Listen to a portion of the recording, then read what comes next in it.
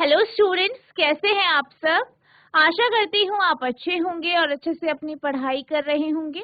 मैं मोनिका रावत आपका स्वागत करती हूँ आईसीटी वर्चुअल क्लासरूम देहरादून में।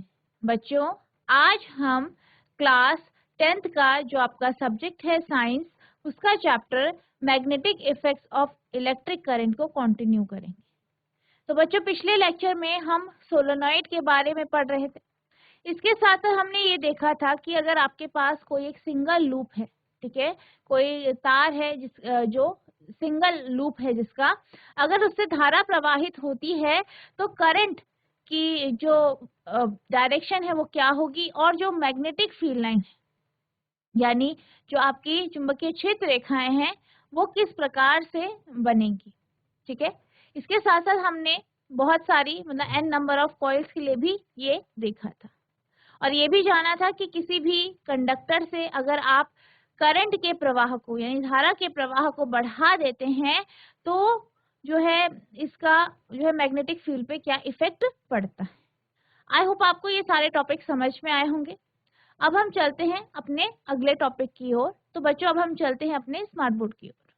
तो बच्चों, हम जो आपका चैप्टर है magnetic effect of electric current, इससे पढ़ रहे थे, ठीक है, जिसमें हमने मैग्नेट के बारे में जाना था, चुंबक के बारे में देखा था, चुंबकीय क्षेत्र रेखाएं क्या होती है, चुंबकीय क्षेत्र क्या होता है ये भी हमने देखा था। ठीक है, इसके बाद हमने चुंबक की विशेषताएं समझी थी। ठीक है, और हमने ये भी जाना था कि कोई अगर आपके पास बार मैग्नेट है तो उसके चारों तरफ जो चुंबकीय क्षेत्र उत्पन्न होता है वो कैसा हो। ठीक है, हमने चुंबकीय क्षेत्र रेखाओं की जो प्रॉपर्टीज है, उसकी जो विशेषताएं हैं वो भी जानी थी।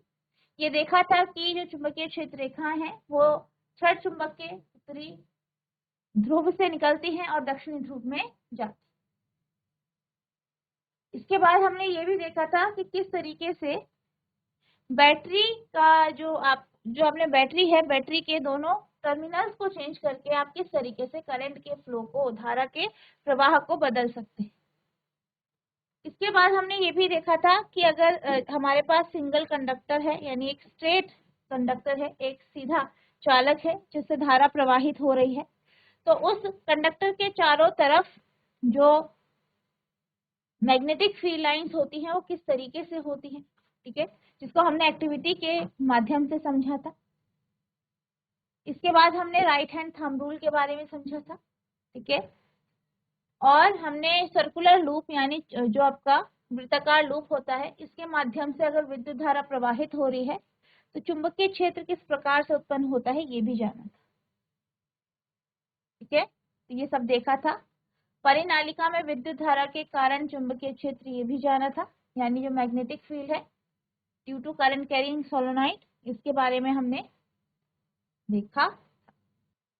अब हम बात कर रहे थे कि जो आपके पास सोलेनॉइड होता है, सोलेनॉइड के भीतर या उसके जो बीच का हिस्सा है, अगर आप वहां पे सॉफ्ट आयरन की कोर लगा दे तो इससे क्या हो सकता है, इससे जो ये आपका जो आपका ये सोलेनॉइड है ये ज्यादा मैग्नेटाइज हो सकता है, और इससे क्या होगा, मैग्नेटिक फील्ड और स्ट्रॉन्ग हो जाएगी। यानी अगर आप क्या करते हैं, आपके पास सोलेनॉइड है, सोलेनॉइड के बीच में आप कोई भी सॉफ्ट आयरन की कोर को लगा देते हैं और इससे धारा प्रवाहित करते हैं, तो जो चुंबकीय क्षेत्र उत्पन्न होता है उसका जो परिमाण है वो बढ़ जाता है। यानी क्या होता है, मैग्नेटिक इफेक्ट बढ़ जाता है, यानी जो चुंबकीय ये जो है आपका सोलेनॉइड, ये एक इलेक्ट्रोमैग्नेट की तरह कार्य करता है, क्योंकि क्या होता है, इसकी मैग्नेटिक फील्ड बढ़ जाती है, जिस कारण ये जो मैग्नेटिक मटेरियल है, चुंबकीय वस्तुएं हैं, ठीक है, चुंबकीय पदार्थ की जो वस्तुएं हैं उसे अपनी तरफ आकर्षित करती हैं और एक मैग्नेट की तरह ये कार्य करती है। अब इसको बनाने के लिए क्या किया जाता है, बेसिकली सोलेनॉइड के भीतर एक सॉफ्ट आयरन की कोर को लगाया जाता है। इस सोलेनॉइड को तार के माध्यम से बैटरी से जोड़ा जाता है और एक की से भी जोड़ा जाता है। अब यहाँ पे क्या होता है, हम ये देखते हैं कि जो ये मैग्नेटिक फील्ड है, मैग्नेटिक फील्ड की जो स्ट्रेंथ है, चुंबकीय क्षेत्र की जो शक्ति है वो बढ़ जाती है। ठीक है, और ये एक चुंबक की तरह कार्य करता है, और कब तक करता है, जब तक इससे धारा प्रवाहित होती है। जैसे ही आप धारा का प्रवाह बंद कर देते हैं, ये जो सोलेनॉइड है ये इलेक्ट्रोमैग्नेट यानी विद्युत चुंबक की तरह कार्य नहीं करता। तो क्या होता है, सोलेनॉइड से जब करंट फ्लो हो रहा है तभी ये चुंबक की तरह कार्य कर रहा है, वरना नहीं करता। ठीक है, यही आपका क्या है, इलेक्ट्रोमैग्नेट यानी विद्युत चुंबक। A strong magnetic field produced inside the solenoid can be used to magnetize a piece of magnetic material like soft iron when placed inside the coil. The magnet so formed is called an electromagnet. Solenoid के अंदर उत्पन्न एक मजबूत चुंबकीय क्षेत्र का उपयोग नरम लोहे जैसे चुंबकीय पदार्थ के टुकड़े को चुंबकित करने के लिए किया जाता है। जब इसे कुंडली के अंदर रखा जाता है तो जो चुंबक बनता है उसे विद्युत चुंबक कहा जाता है।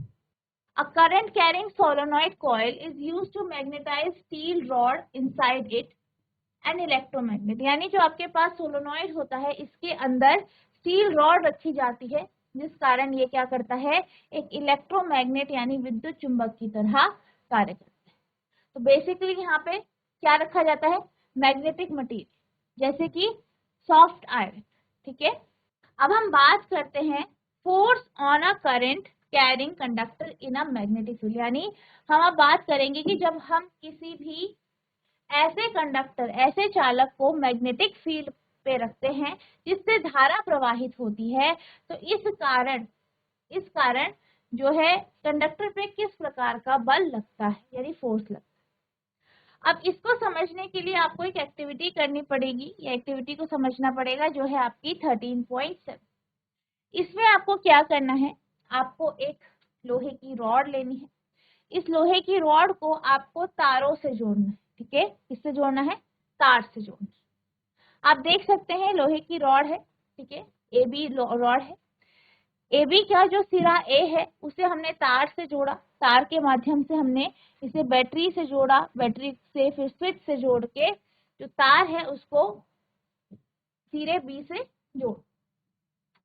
अब यहाँ पे क्या है, यहाँ पे बैटरी और हमने स्विच लगाया है। अब इसके कारण क्या होगा, इस तार से जो है करंट यानी धारा प्रवाहित होगी।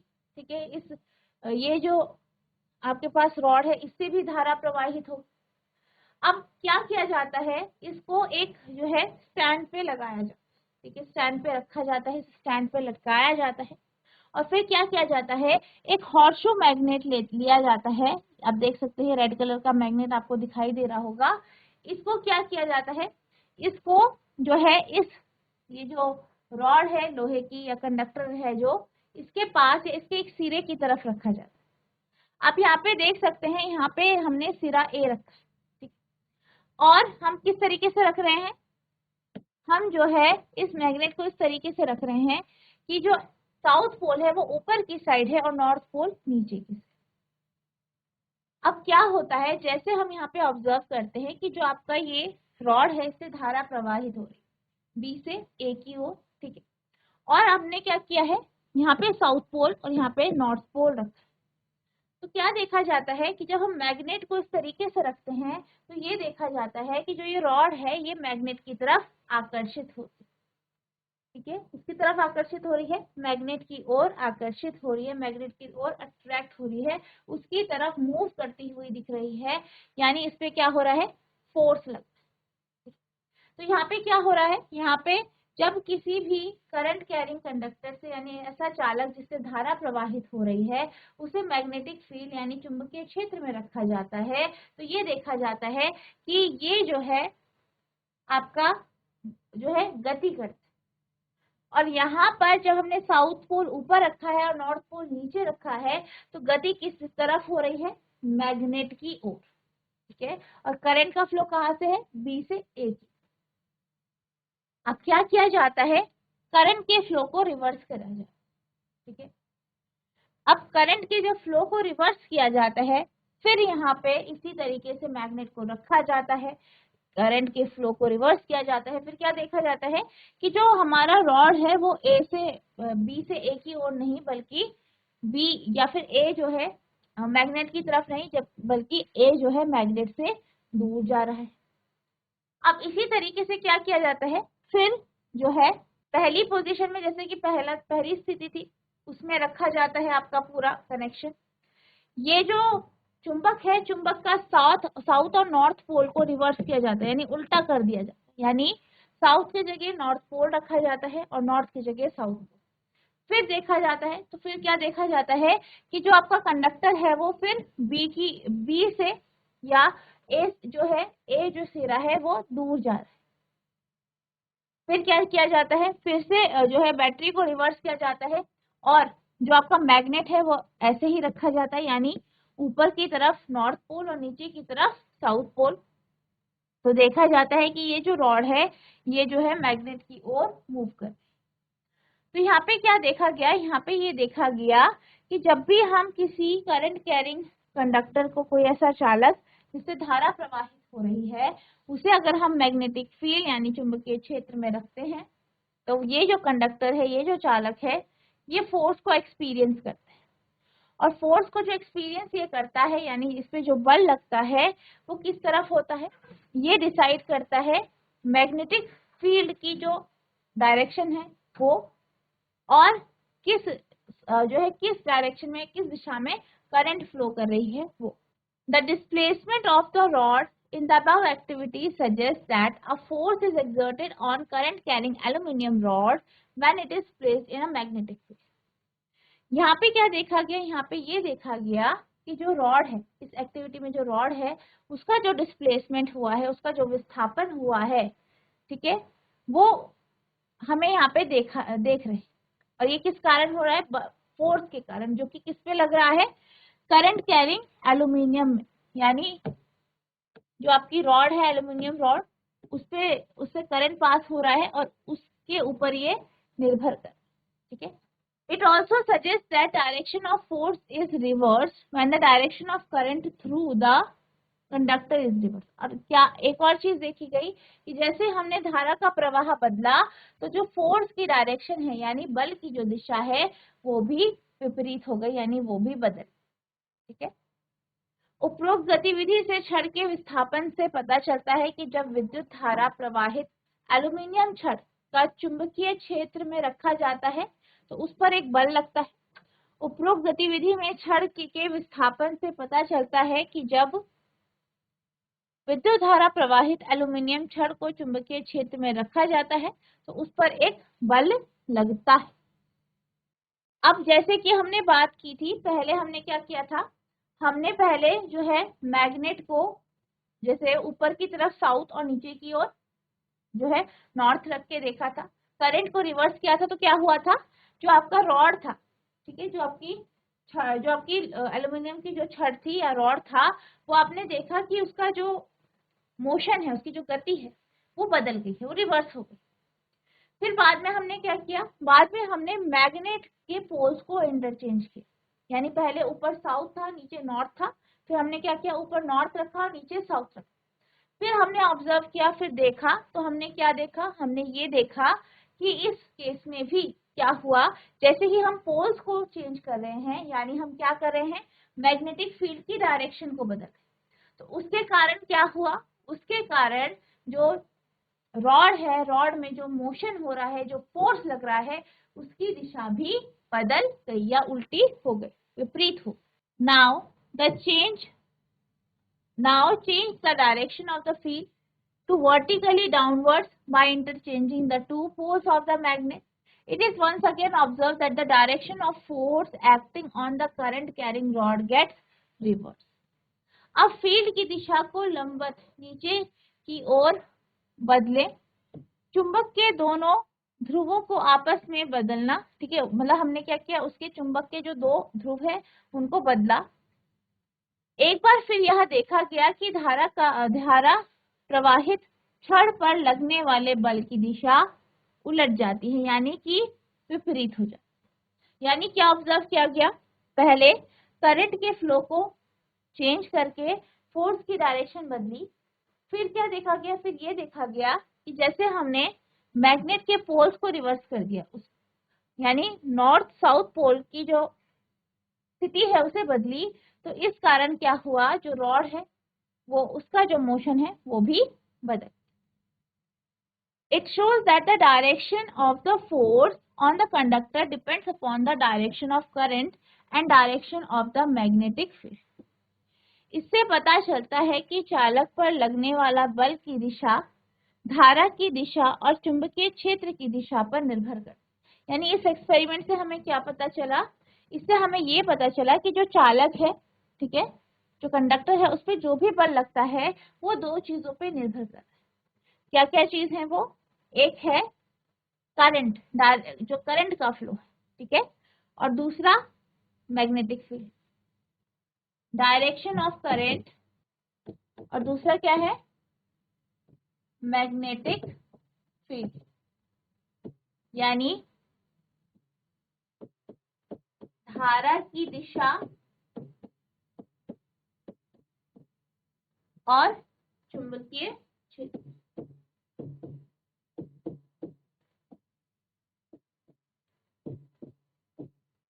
अब हम बात करते हैं फ्लेमिंग लेफ्ट हैंड रूल की, यानी फ्लेमिंग का बाएं हाथ का नियम। अब इसमें क्या करना है आपको अपना बायां हाथ यानी जो लेफ्ट हैंड है उसे स्ट्रेच करना है, उसे आप आगे की तरफ खींचेंगे, और जो आपका थंब है यानी अंगूठा, ठीक है, मध्यमा है मिडिल फिंगर, और जो आपकी ये जो बीच वाली उंगली है, इन तीनों को आपको परपेंडिकुलर रखना है, यानी लंबवत रखना। अब आप जब इसे परपेंडिकुलर रखते हैं तो जो अंगूठा है ये दिशा दिखाता है मोशन की, यानी गति की, यानी बेसिकली ये फोर्स को दर्शा। जो आपकी मध्यमा है ये करंट को दर्शाती है, यानी जो आपकी ये मिडिल फिंगर, और ये जो फिंगर है, ठीक है, ये वाली फिंगर आपकी मैग्नेटिक फील्ड यानी चुंबकीय क्षेत्र को दर्शा। तो अंगूठा किसे दर्शा रहा है? फोर्स की डायरेक्शन, यानी बल की दिशा।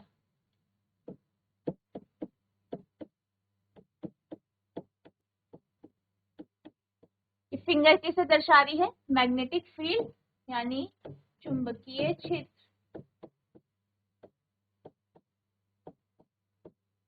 और मिडिल फिंगर किसे दर्शा रही है? करंट यानी धारा, ठीक है।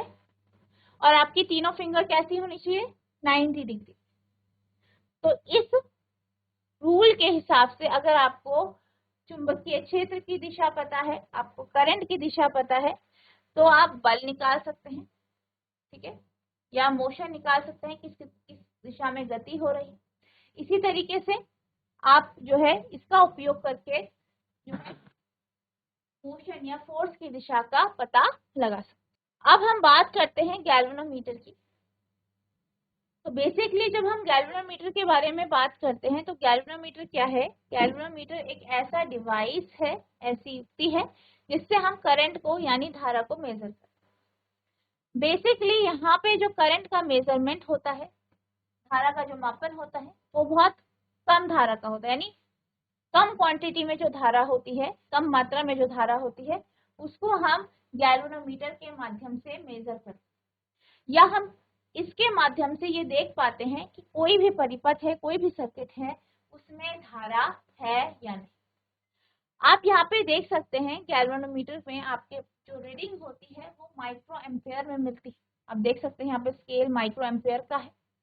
यहाँ पे बीच में आपको एक निडल यानी सुई दिखाई दे रही होगी, जो कि डिफ्लेक्ट होके हमें करंट की यानी धारा की क्वांटिटी यानी उसकी मात्रा बताती है, उसका मैग्नीट्यूड क्या है। यहाँ पे आपके पास आप देख सकते हैं, यहाँ पे आपके पास क्या है? दो टर्मिनल है, ठीक है, जहाँ पे आप तार को जोड़ते हैं। तो ये क्या है? आपका गैल्वेनोमीटर है, जिसके माध्यम से आप करंट को मेजर करते हैं, यानी माइन्यूट करंट, या किसी परिपथ में धारा है या नहीं ये मेजर करते हैं। A galvanometer is an instrument that can detect presence of current in a circuit. यानी गैल्वेनोमीटर एक ऐसा उपकरण है जो यह पता लगा सकता है कि जो परिपथ है, परिपथ में धारा की उपस्थिति है या नहीं, यानी जो आपका सर्किट है उसमें धारा है या नहीं, इसको कौन मेजर करता है? आपका गैल्वेनोमीटर, यानी इसके माध्यम से हमें ये पता चलता है। The point remains at zero for zero current, यानी जब करंट फ्लो जीरो होता है, यानी किसी भी परिपथ में अगर धारा का प्रवाह नहीं है, यानी करंट फ्लो नहीं कर रहा है, तो इस केस में क्या होता है, जो पॉइंटर है या जो निडल है, जो सुई है, वो जीरो की तरफ क्या करती है, पॉइंट करती है। यानी जो पॉइंटर है वो जीरो करंट में, जीरो धारा में जीरो पे पॉइंट करता है। इसके माध्यम से प्रवाहित होने वाली शून्य धारा के लिए सूचक शून्य पर रहता। It can detect either to left और to the right of the zero mark depending on the direction of current. यानी अगर हम बात करें इस गैल्वेनोमीटर की, तो आप यहाँ पे देख सकते हैं कि जो गैल्वेनोमीटर है वो जब इससे करंट फ्लो नहीं कर रहा है, यानी ऐसे परिपथ से जोड़ा गया है जिसमें धारा नहीं है, तो क्या होता है, ये जीरो पे रहे। अब अगर यहाँ पे मान लीजिए हमने ऐसा परिपथ जोड़ा है जिससे धारा प्रवाहित हो रही है, तो क्या होगा, ये जो सुई है, ये जो निडल है, ये डिफ्लेक्ट करेगी, ठीक है। और डिफ्लेक्ट करेगी तो किधर करेगी, दोनों साइड कर सकती है, यानी लेफ्ट भी कर सकती है, राइट भी, बाईं ओर भी डिफ्लेक्ट कर सकती है, दाईं ओर भी कर सकती है, किसके अनुसार, धारा की दिशा के अनुसार, यानी जिस दिशा में धारा होगी, ठीक है, उसके अनुसार ये क्या करेगी, डिफ्लेक्ट करेगी। यह धारा की दिशा के आधार पर शून्य चिन्ह के बाईं या दाईं ओर विक्षेपित हो सकता। अब हम बात करते हैं फ्लेमिंग्स राइट हैंड रूल की, यानी फ्लेमिंग का दक्षिण हस्त नियम। अब जब हम फ्लेमिंग के राइट हैंड रूल की बात करते हैं, तो ये लगभग वैसा ही है जैसे कि आपका फ्लेमिंग का लेफ्ट हैंड का रूल है, यानी फ्लेमिंग का दाएं हस्त का नियम, सॉरी बाएं ओर का जो बाएं हस्त का नियम है, यानी लेफ्ट हैंड रूल है, उसी की तरह है। तो इसमें भी आपको क्या करना है, अपने हाथ को आगे खींचना है, स्ट्रेच करना है, अपनी जो फिंगर्स हैं, तीनों फिंगर को, यानी जो मिडिल फिंगर है आपकी, ठीक है, आपका अंगूठा और जो आपकी ये फिंगर है, इन तीनों को आपको क्या करना है, स्ट्रेच करना है, ठीक है। और इस तरीके से खींचना है कि आपस में 90 डिग्री का कोण बना रहे हो, यानी आपस में कैसे हो, परपेंडिकुलर। अब अगर आप ऐसा करते हैं तो क्या होता है, जो आपका अंगूठा होता है वो फोर्स यानी बल की दिशा को रिप्रेजेंट करता है, ठीक है। जैसे कि आप यहाँ पे देख सकते हैं, यहाँ पे लिखा है थ्रस्ट और मोशन, यानी ये किसको दिशा को दिखा रहा है, बल की दिशा। ये उंगली आपकी मैग्नेटिक फील्ड यानी चुंबकीय क्षेत्र की दिशा को दर्शा रही है, और जो मध्यमा है यानी मिडिल फिंगर है, ये किसको दर्शा रही है, करंट, ठीक है, किसको दर्शा रही है, करंट। यानी अंगूठा किसे दर्शाता है, किसकी दिशा को दर्शाता है, फोर्स, बल। ये उंगली मैग्नेटिक फील्ड और मध्यमा यानी मिडिल फिंगर करंट यानी धारा।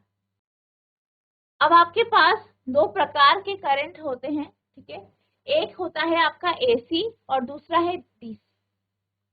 एसी को हम जो है, जो आपका एसी होता है, ये क्या करता है, ये इसे हम ऑल्टरनेट करंट कहते हैं, और डीसी को हम डायरेक्ट करंट कहते हैं।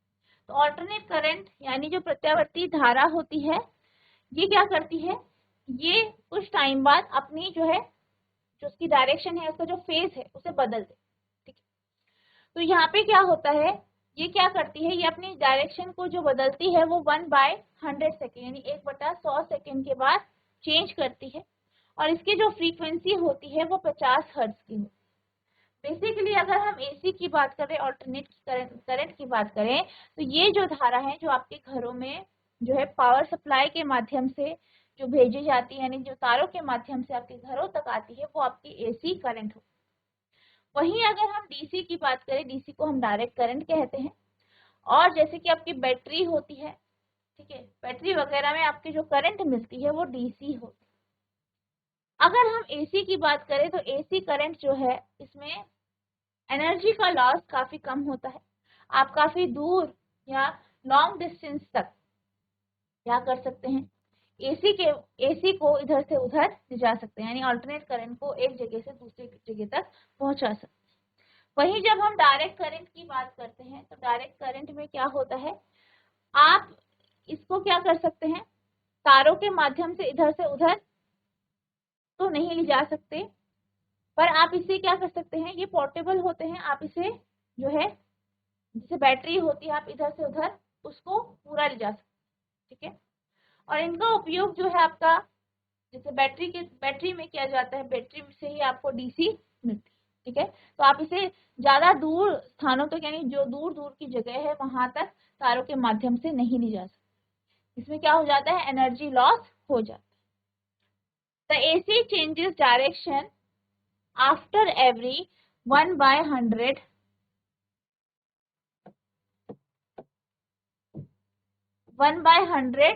seconds. That is the frequency of AC is 50 Hz. उत्पादित प्रत्यावर्ती विद्युत धारा हर 1/100 के पश्चात अपनी दिशा उत्क्रमित करती है, अर्थात इस प्रत्यावर्ती धारा की आवृत्ति 50 हर्ट्ज है। यानी जो प्रत्यावर्ती धारा है वो 1/100 सेकेंड के पश्चात क्या करती है, अपनी जो डायरेक्शन है उसे बदल देती है और आवृत्ति कितनी है, 50 hertz. An important advantage of AC over DC is that electric power can be transmitted over the long distances without much energy loss. यानी DC की तुलना में AC एक महत्वपूर्ण लाभ है कि विद्युत शक्ति को सुदूर स्थानों से बिना अधिक ऊर्जा क्षय के प्रेषित किया जा सकता है, ठीक है। तो एसी का डीसी के ऊपर एडवांटेज क्या है कि हम इसे बहुत दूर दूर तक ले जा सकते हैं और इसमें जो एनर्जी लॉस है वो बेहद कम हो। यही कारण है कि हम एसी का यूज करते हैं घरों में डीसी के बजाय। अब हम बात करते हैं डोमेस्टिक इलेक्ट्रिक सर्किट यानी घरेलू विद्युत परिपथ। अब आप देख सकते हैं यहाँ पे आपके पास एक डायग्राम है, ठीक है। डायग्राम है कॉमन डोमेस्टिक सर्किट का, ठीक है। तो यहाँ पे आपके पास घरेलू परिपथ है, आप देख सकते हैं। हमारे जो घरेलू परिपथ होते हैं इसमें आपके पास 3 प्रकार की तारें होती है। एक आपकी अर्थ वायर होती है जिसे हम भू संपर्क तार कहते हैं, दूसरी लाइव वायर होती है यानी विद्युन्मय तार, और तीसरी न्यूट्रल वायर यानी उदासीन तार। अब यहाँ पे जैसे कि आप जानते हैं जो घरेलू विद्युत परिपथ होते हैं यहाँ पे जो करंट हम यूज करते हैं वो आपका एसी करंट होता है। यानी ये जो करंट है ये बहुत दूर दूर से घरों तक पहुंचाई जाती है और ये जो तार है, ये जो करंट है ये आपके पावर सप्लाई के माध्यम से आपके घरों में अलग अलग जो जगह है वहां पे इन्हें कनेक्ट किया जाता है। तो यहाँ पे आप देख सकते हैं यहाँ पे 3 प्रकार की तार है, हरी, लाल और काली, यानी अर्थ वायर, लाइव वायर और न्यूट्रल। अब हम बात करते हैं सबसे पहले लाइव वायर की। लाइव वायर कौन सी तार है जिससे जो है करंट फ्लो कर, ठीक है। अब ये जो है आपकी देख सकते हैं इलेक्ट्रिसिटी स्विच बोर्ड से जुड़ के आपके जो आपका इलेक्ट्रिसिटी मीटर होता है उससे जुड़ के फिर डिस्ट्रीब्यूशन बॉक्स से जोड़ी जाती है और फिर आपके जो अलग अलग सॉकेट्स हैं उनसे इसे जोड़ा जाता है। न्यूट्रल वायर की बात करें तो न्यूट्रल वायर जो है यहाँ पे ब्लैक तार से दर्शाई गई है, क्योंकि आपके लाइव वायर के साथ जो है जहाँ पे आपकी लाइव वायर जोड़ा गया है, जैसे कि यहाँ पे आप देख सकते हैं कि आपकी जो सॉकेट्स है, ठीक है, यहाँ पे लाइव वायर जोड़ा गया है, तो यहाँ पे जो है आपका न्यूट्रल वायर भी जोड़ा जाता है, ठीक है। अगर हम भू संपर्क तार यानी अर्थ वायर की बात करें तो अर्थ वायर यहाँ पे ग्रीन कलर से दर्शाई गई है और ये क्यों लगाई जाती है, ताकि अगर कोई एक्सेस करंट आपके सर्किट से फ्लो हो रहा है यानी बहुत ज्यादा करंट अगर फ्लो हो रहा है तो वो क्या कर जाए, इस अर्थ वायर के माध्यम से जो है पृथ्वी में चले जाए और आपका जो ये घर का जो सर्किट है ये जलने से या शॉर्ट सर्किट से बचे। बेसिकली अर्थ वायर में क्या किया जाता है, इसे आपके जो सॉकेट्स होते हैं इनसे लगाया जाता है, इनसे जोड़ा जाता है और ये जो तार होती है इसे बेसिकली डिस्क, मेटल की डिस्क से जोड़कर जो है तो धरती है उसके अंदर इसे दबा दिया जाता है। अब क्या होता है अगर बाई चांस कभी एक्स्ट्रा चार्ज यहाँ पे आ गया या करंट का फ्लो ज्यादा हो गया तो वो इस तार के माध्यम से क्या होता है, जो एक्स्ट्रा चार्ज है वो पृथ्वी में चला जाता है, जिससे शॉर्ट सर्किट या किसी भी प्रकार की जो भी हानि है, जैसे आपके जो सर्किट्स हैं उससे आप क्या करते हैं, अप्लायंसेस को जोड़ते हैं, तो वो जलने से बच जाए, क्योंकि जो एक्स्ट्रा चार्ज है, जो ज्यादा करंट है, वो क्या कर दी जाती है, भू संपर्क तार के माध्यम से पृथ्वी तक भेज दी जाती है। ठीक है, तो ये आपका है थोड़ा सा ओवरव्यू है डोमेस्टिक इलेक्ट्रिक सर्किट का। जो है अगले लेक्चर में हम इसको डिटेल में डिस्कस करेंगे। तो बच्चों आज हमने ये जाना कि जो आपका फ्लेमिंग का लेफ्ट और राइट हैंड रूल है वो क्या है। इसके साथ साथ हमने ये देखा कि किस प्रकार से जो आपका सोलोनॉइड है वो इलेक्ट्रोमैग्नेट की तरह कार्य करता है। आप क्या करते हैं, सोलोनॉइड के अंदर जो है सॉफ्ट आयरन की कोर लगा देते हैं, जिससे क्या होता है, इसकी मैग्नेटिक फील्ड स्ट्रेंथ बढ़ जाती है, यानी चुंबकीय क्षेत्र जो है उसका प्रभाव बढ़ जाता है, जिस कारण ये चुंबक की तरह व्यवहार करता है। ठीक है, इसके साथ साथ हम जो है जो आपका डोमेस्टिक इलेक्ट्रिक सर्किट है इसके बारे में पढ़ रहे थे। हमने इसके जो बेसिक टर्म्स है वो देखी। नेक्स्ट लेक्चर में हम इसे डिटेल में डिस्कस करेंगे। तो बच्चों आपको क्या करना है, आपको जितना पढ़ाया गया है इसे रिवाइज करना है। नेक्स्ट लेक्चर में हम जो है आपका जो ये टॉपिक है डोमेस्टिक इलेक्ट्रिक सर्किट इसे कंटिन्यू करेंगे। इसके साथ साथ हम इसके जो क्वेश्चन आंसर्स हैं उन्हें स्टार्ट करेंगे। तो बच्चों आज के लिए बस इतना ही, मिलते हैं अब नेक्स्ट सेशन में। तब तक के लिए thank you and have a nice day.